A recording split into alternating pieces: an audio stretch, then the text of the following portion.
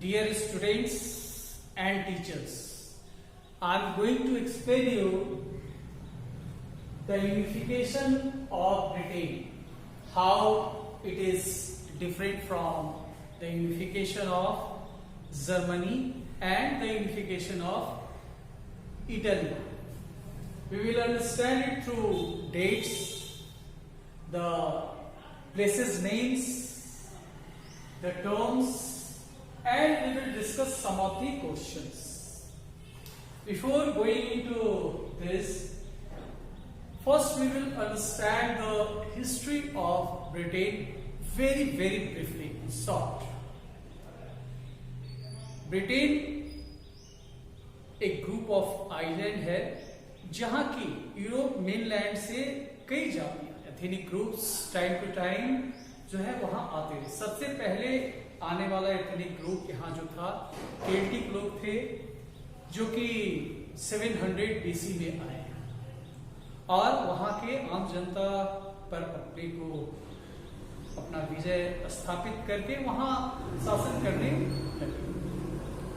फिर उसके बाद 54 BC में रोमन लोग आए और रोमन और केल्टिक दोनों पीसफुली लगभग 300-400 साल तक शासन चलता रहा।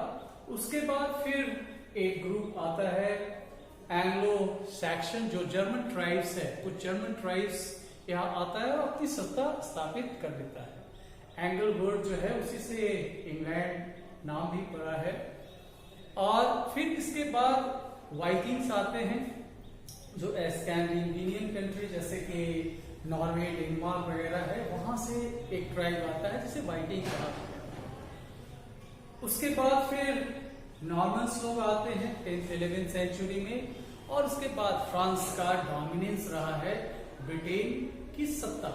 ये नॉर्मैंडी जगह है फ्रांस में, और वहां से ये लोग आके बाद में, हालांकि ये लोग पूरी तरह से इंग्लिश हो गए और फ्रांस से लड़ाई भी होता रहता था, मगर ये ट्राइब जो था वो फ्रांस से आया था और लंबे समय तक उनका शासन रहा। Now we will understand the different dates of the British history. Some important dates are, first date is 1215, king John sign on Magna Carta. Magna Carta means charter of rights. इसमें राजा ने अपने नागरिकों को बहुत सारे अधिकार दिए, खास करके नॉबिलिटी के दबाव में, राजा को पार्लियामेंट के दबाव में ये मैग्ना कार्टा पर साइन करना पड़ा।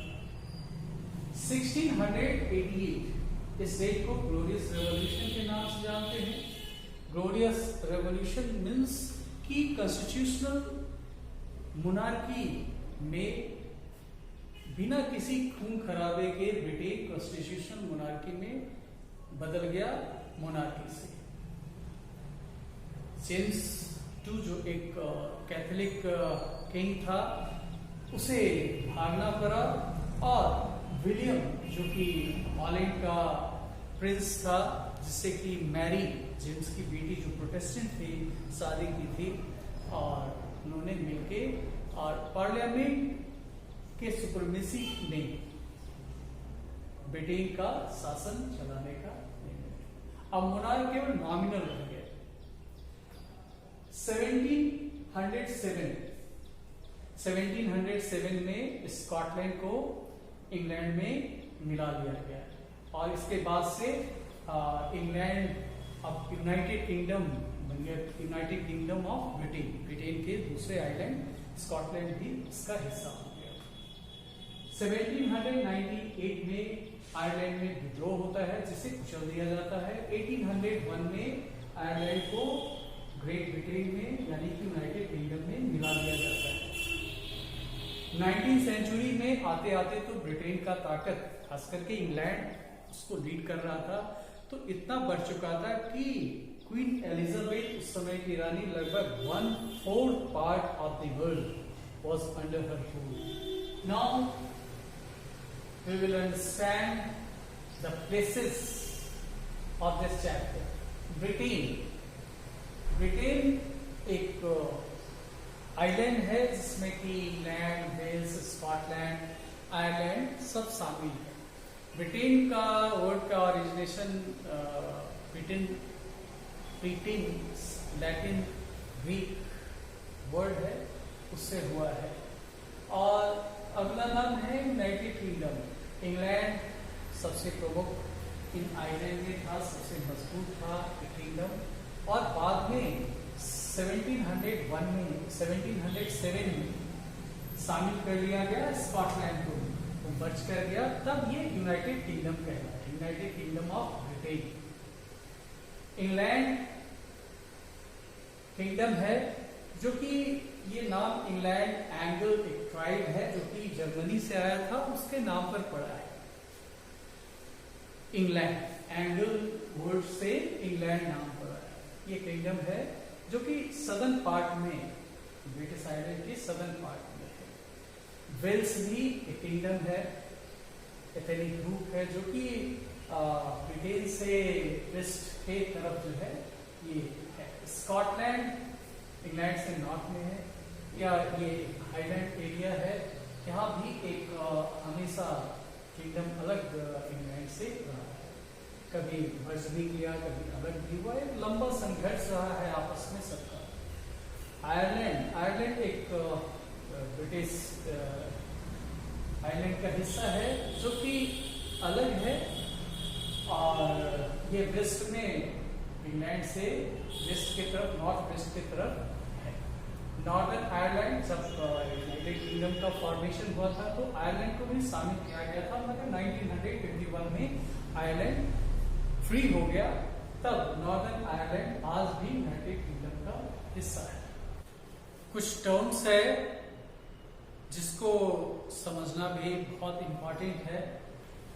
कैथोलिक कहते हैं वो परंपरागत क्रिश्चियनिटी को कैथोलिक कहते हैं, जिसमें कि पोप का सत्ता सर्वोच्च है।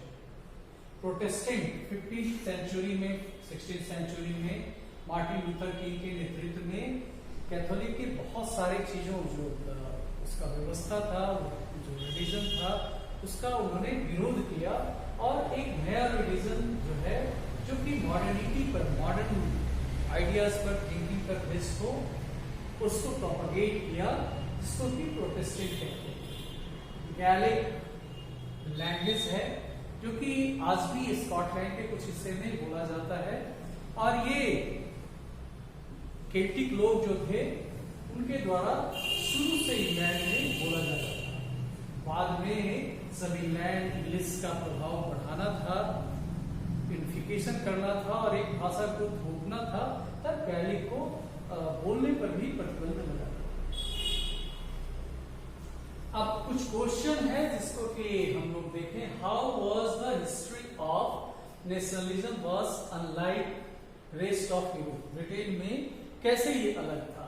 बिल्कुल अलग था, क्योंकि ये एक लंबा संघर्ष के द्वारा यहाँ तक पहुंचा गया था, जबकि जर्मनी में और इटली में एक सुनियोजित ढंग से यूनिफिकेशन, एक लीडरशिप में हुआ है। ऐसा कुछ इंग्लैंड में नहीं हुआ था। इंग्लैंड में ये कह सकते हैं कि एक लंबा प्रयास के कारण से हुआ, या अचानक वहां हो गया।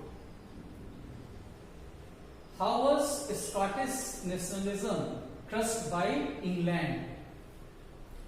इंग्लैंड को जब यूनाइटेड किंगडम बना, इंग्लैंड बड़ा था, स्कॉटलैंड उतना बड़ा था नहीं, तो इंग्लैंड की सत्ता को स्थापित करने के लिए एक भाषा इंग्लिश को चुना गया, और वहाँ की भाषा, वहाँ के लोगों को की जो भाषा थी, बाहरी लोगों का, आइलैंड में रहने वाले लोगों का, उनके भाषा को भी बोलने पर प्रतिबंध लगा दिया गया। कोई गैलिक भाषा को नहीं बोल सकता था, वहाँ अपना उनका जो ड्रेस था वो उसको नहीं पहन सकते थे।